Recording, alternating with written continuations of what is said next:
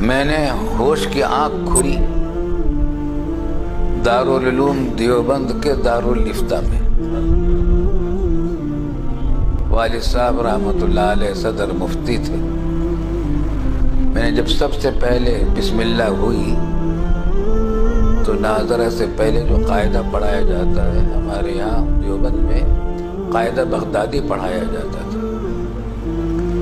تو قاعدہ بغدادی کا آغاز دارالفتہ میں والد صاحب رحمۃ اللہ علیہ سے کروایا اللہ رب العالمین۔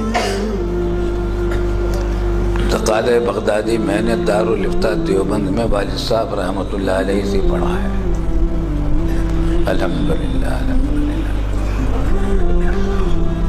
اور پھر 15 پارے دیوبند ہی میں حفظ کیے تھے۔ دیوبند میرا آبائی وطن ہے، آبا و اجداد کا صدیوں سے وطن چلا آ رہا ہے۔ ہمارے آبا و اجداد کی قبریں سب دیوبند میں ہیں،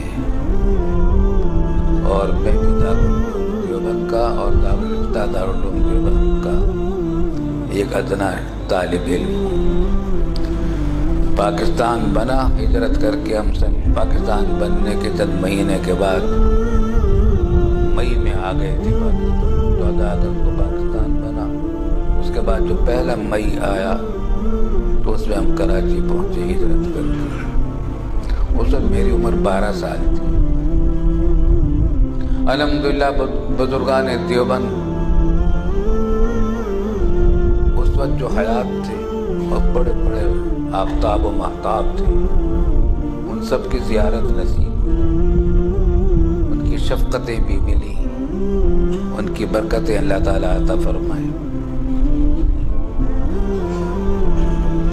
تو دارالعلوم دیوبند کا دارالفتہ بھی میرا وطن ہے۔